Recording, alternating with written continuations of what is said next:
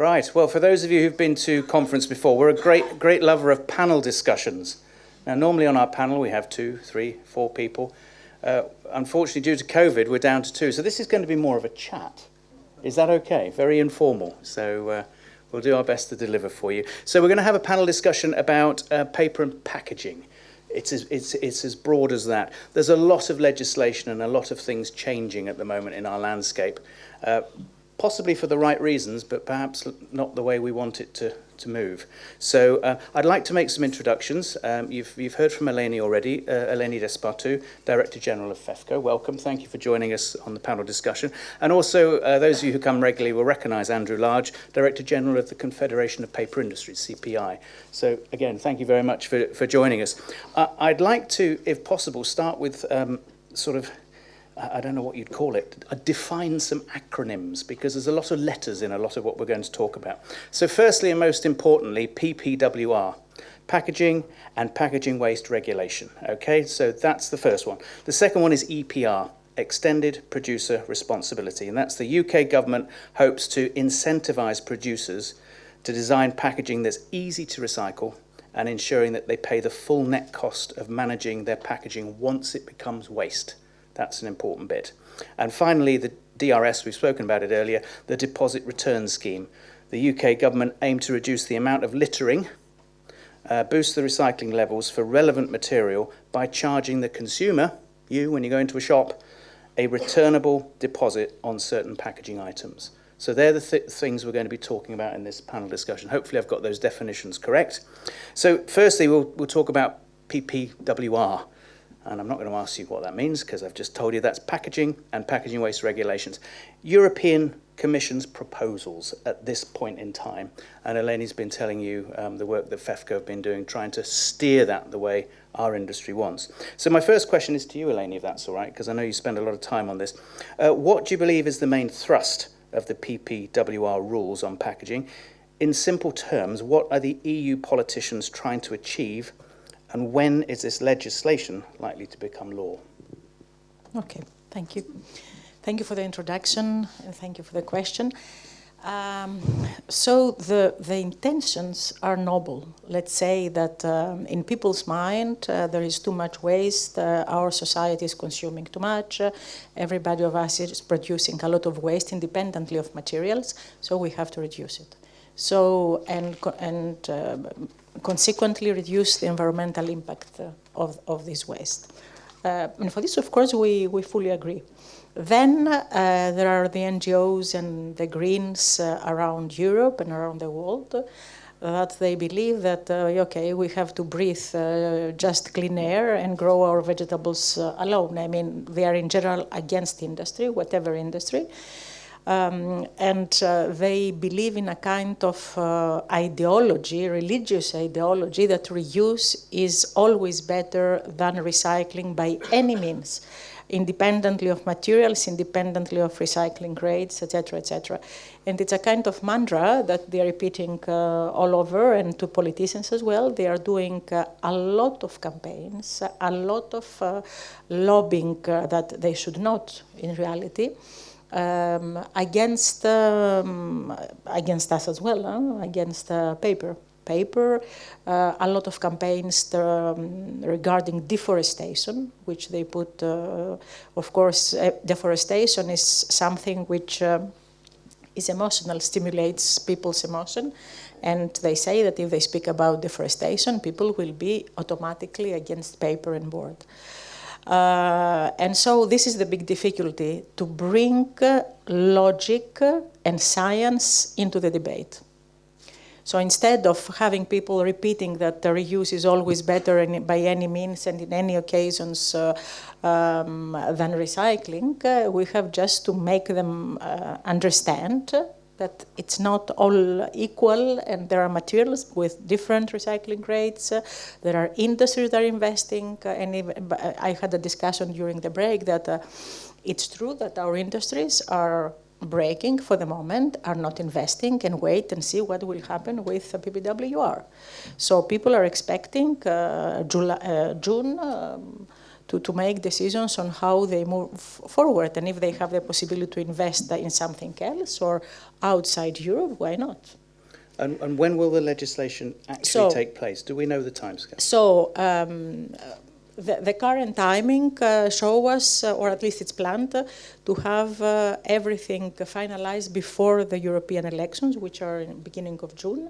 Notably, it's expected to have everything done by April.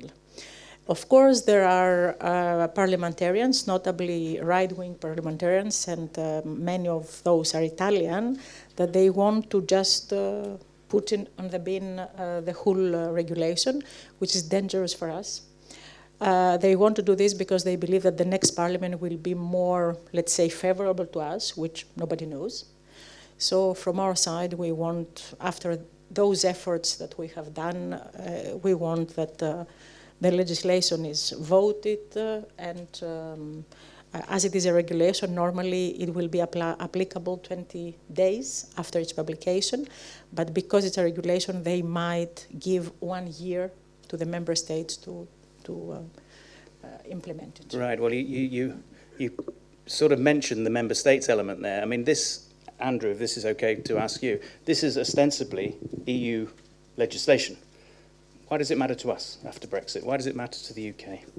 Well, thank you, Tim. I mean, I think first of all, it's worthwhile remembering that this started life as a directive. So there was the Packaging and Packaging Waste Directive, and this conversion of the directive into a regulation is, if you like, the first revision of the existing directive. The existing directive was effectively incorporated into UK law because it occurred when the UK was still a member of the EU. So it matters on that level because it creates a potential for divergence between the UK and the EU. But I think it also matters because it influences British government policy. We have a general election coming up, most likely next year as well. And regardless of the party of the incoming government, they're going to have to take a decision about whether or not they diverge from EU law, how they diverge. And so it becomes a reference point to that. I think the second way it influences us in the UK is the devolved administration, so Scotland and Wales in particular. They are tending to look at least as much to Brussels for their regulatory inspiration as they do for London. Indeed, it's been said that both Scotland and Wales set themselves as being apart from English legislation. So I think people who are engaged in working in Scotland or in Wales may very well find that influence directly. And I think the third influence will come from the multinational companies, from the retailers and from the brand owners. And they will want cross-European specifications for the products that they use. And so even if you're an English company selling in England, you may very well find that your customer base is coming to you and say, I want products that are PPWR compliant, because that's their policy. And they're not going to change it just for you, just because you're based in England, because they want the simplicity of one set of rules applying across the entire piece. Yeah, that was going to be my next question, on how are the brand owners going to cope? Do they differentiate between the UK, or do they just have one policy across Europe? You're suggesting they'll have one policy across I think they'll have one policy across Europe. If you look at how things work in other areas, automotive, in other environmental regulations, companies want to have a single way of doing things. Yeah. And they don't want to introduce complexity just for the sake of coping with the UK's regulatory quirks. Yeah. And I guess this question is probably better answered by you, Eleni. How on earth is the EU going to police this once it becomes legislation? How do we police it? How do we make sure that brand owners do what they're supposed to be doing? I believe when a regulation is there, they don't have the choice. Mm-hmm. They have to try to implement it. Whether it's realistic or not, we don't know. In many cases, they tell us it will never work. But okay, we don't know. We believe that they will try to implement legislation. Otherwise, they will have fines and infringements, etc. Because sooner or later, I guess there'll be some pushback. If it's not working or not workable, then you'll get brands saying no. Yes, but I would also like to draw attention to the role of NGOs. Mm-hmm. I think the NGOs will start taking a greater and greater role in effectively becoming the de facto watchdog for all of this. You already see NGOs publishing reports on the behaviours of industries and comparing what they do with the legislative base that's applicable to them. And I see the NGO community will play a big role, just as they have played a big role in creating the legislation. They're going to want to play a big role in, as they would see it, holding companies to account, making sure they're doing what they're supposed to be doing. Naming and shaming. In effect, yes. Yes. Okay, great. Well, if we can move on to EPR and DRS, that's Extended Producer Responsibility and Deposit Return Schemes. Eleni, a question for you on this. I don't believe I'm the best person. Okay, well that's fine. We can go straight to Andrew on this. It's more like yeah, okay, straight to Andrew on this. That's fine. We are no pressure. We are aware that the implementation of both Extended Producer Responsibility (EPR) and the Deposit Return Scheme (DRS) in the UK has been delayed. It's been delayed until 2025. I'm a sceptic. Is this a temporary delay, or does this look like a potential U-turn?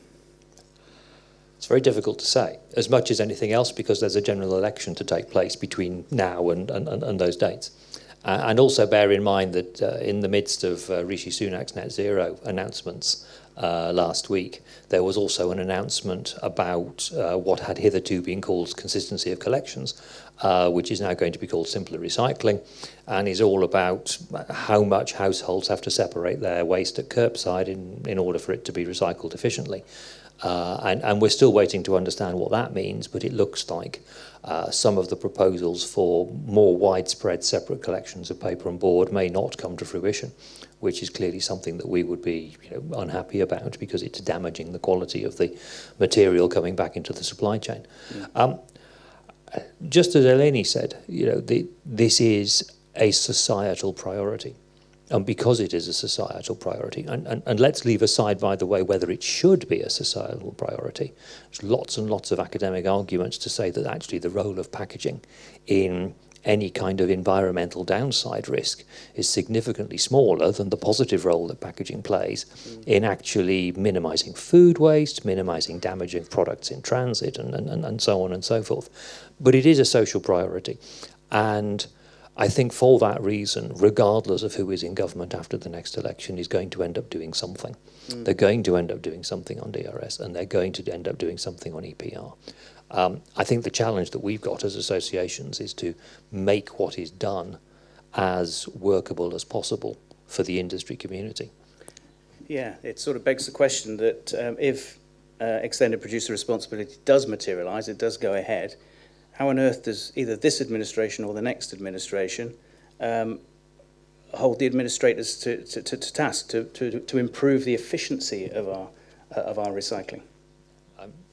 With apologies, Eleni, but I think this, you've hit the nail on the head. This is the big problem. At the moment, as EPR was looking like it was going to be created, there were, broadly speaking, no incentives for efficiency. So effectively, it's a £2 billion bung to local authorities from industry and therefore from the consumer, because it'll be passed through to consumer bills. And that provides just effectively extra funding into local authorities. It provides no incentive for the improvement of the service. I think what we need is, broadly speaking, two things. We need the scheme administration to have very, very significant industry input. And I am pleased that DEFRA do seem to be reflecting now on that. And they've recently issued a call for effectively a shadow scheme administration board to and they've asked for some industry input into that group.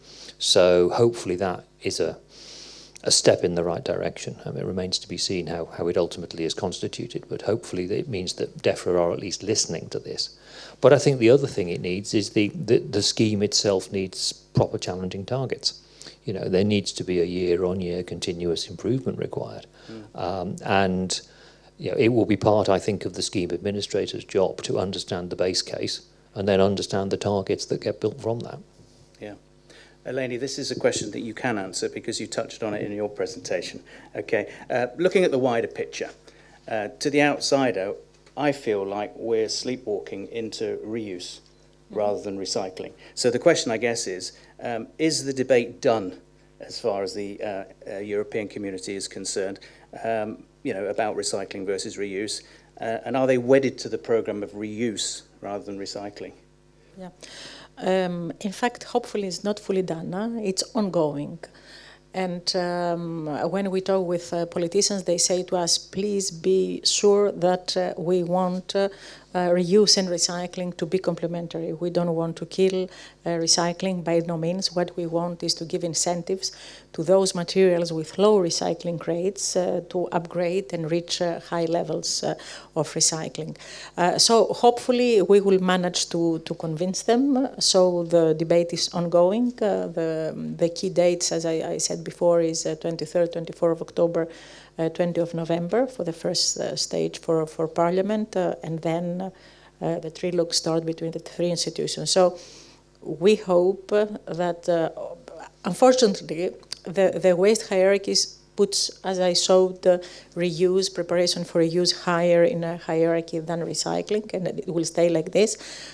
But I expect to have some good results, and recycling and all the investments done in Europe and all over the world will remain and continue operating and flourishing. Okay. I have a big concern or frustration in all of this, in that, I'm talking to my kids about recycling, and I'm talking about how great paper is, and eventually it'll get back to the earth, it'll get eaten by worms, it'll be earth, and it will all start its journey again.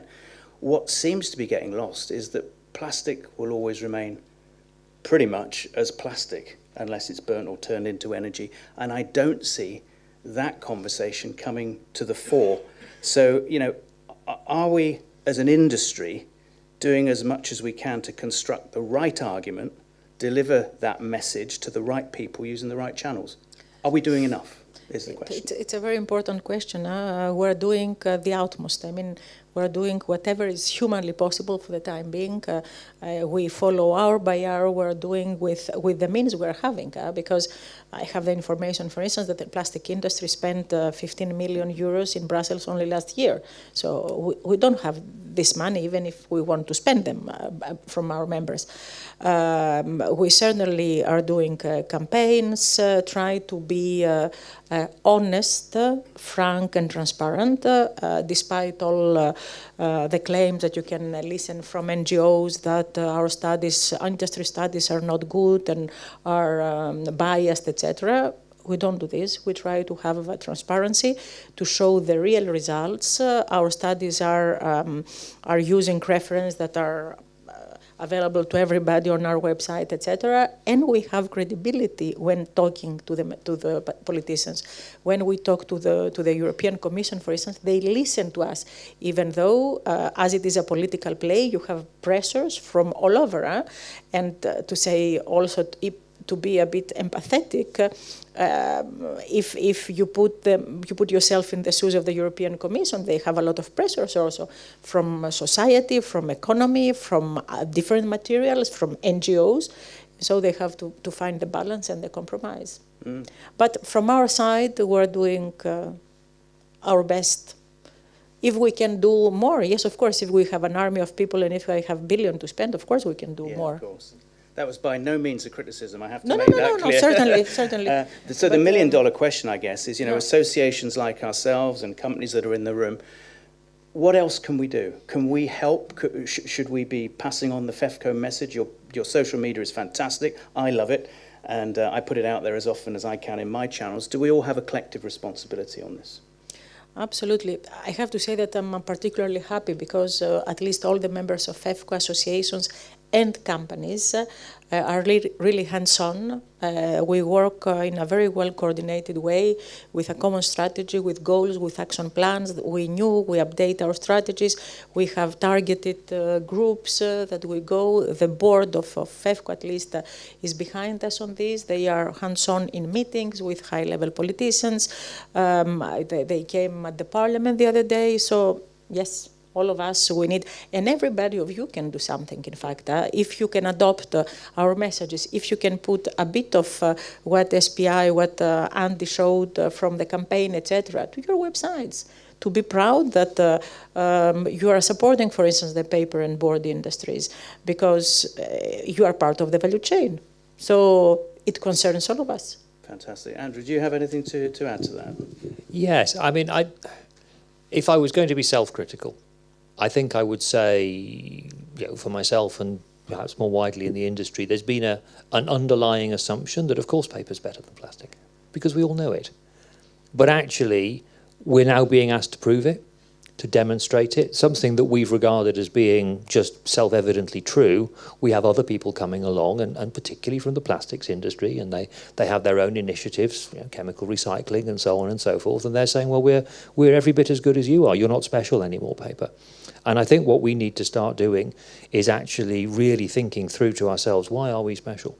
Why are we different? And whether it's at a company level, whether it's at an association level, a multinational level, we need to start thinking about how do we tell our customers and the wider stakeholders in our industry why we really are the material of the 21st century. And if I give you an example and sort of blow CPI's trumpet just a little bit for 1 second, we've created this new recyclability assessment methodology called Paper Cycle. And that's born of a need for novel, innovative, fibre-based packaging products to be able to demonstrate that they're recyclable. And we're starting to get a lot of interest right the way across the board, not just in the UK, across Europe, all the way from packaging manufacturers and designers up to FMCG companies and brand owners, all with new, innovative, fibre-based packaging, all wanting to be able to demonstrate it's recyclable. Now, the demand for that didn't exist 5 years ago because people were taking it for granted that paper was better. And I think if there's one thing I could encourage people to do differently, it's to change that mindset. We can't take paper's supremacy for granted. We actually have to go out there and prove it every day. And if we can do that, then we are in a strong position because the science backs us up. But we just need to keep saying that story. So we all have a collective responsibility to keep banging that drum. So please do. Do we have any questions for our panellists? That was really, really enlightening. So any questions? Or do we... Oh, there we go. Question over there. Do we have a microphone, Lorna? Sorry, so just so everybody can hear. Okay. Just down the right-hand side here. Thanks, Lorna. In the meantime, I would like to build a bit on what Andrew said. At the parliamentarian debate we had earlier in September, we had a parliamentarian ask the industry the following question. Why you are so shy? Why you are so friendly? I say, what? And then everybody, the members of the board and myself, we said, because, in fact, we are convinced. And we know that we have a sustainable product. We do recycle. We do whatever is possible, really, to having no waste, etc., etc. So probably for this reason. And this is something that we may need to change. So maybe quietly confident isn't the answer. Maybe we need to make a bit more noise. Yeah. So very good. We do have a question over there. So I was just interested. You spoke about the efforts of convincing politicians. What about the effort of convincing NGOs? Because if the argument is as good as we all believe it is, clearly there should be a chance, at least, to convince NGOs and have them put pressure on politicians. It's a very good question. I will start and then I will give to Andrew. We try heavily.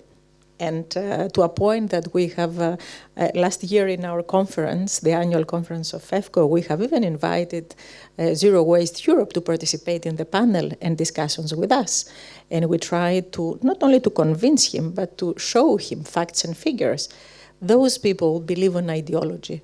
They don't listen. You may have any facts and figure, they will tell you that your studies are biased. Because you have done it, because industry has done it. In their papers, they write the same thing. I was in another panel with the European Commission and an NGO, the EBA, Environmental Bureau, and I asked him to explain me how does he see that everything will work perfectly. In their mind, no plastic grade will escape from this perfect closed-loop recycling system that they will put in place. Nothing will end up in a beach, etc., etc. So they have ideologies which are not realistic. And it's really difficult for an industry organization or a company to convince somebody who is believing in a religion. Anything to add, Andrew? I think it's also about the institutional drive for longevity. These NGOs have been built on the basis of an idea. If they come along and have that idea questioned, they lose members, they lose income, they lose funding, they disappear. And so they're not going to do anything or entertain anything that's going to undermine their ability to engage with their current paying subscriber base and grow it if they can. So, I mean, I'd love to be able to convince them. But, you know, as Eleni has said, you know, it's a religious, almost, situation. And not only that, it's an institution that has a self-perpetuating drive to it. And I just don't think they're ripe to be convinced, because actually evidence is not what they're interested in, it's belief. Very good. Excellent question. Any more questions for the panel? No, well, thank you very much, both. I will help you down. You can go via these stairs. And thank you very much. A round of applause for our panelists, please. Thank you.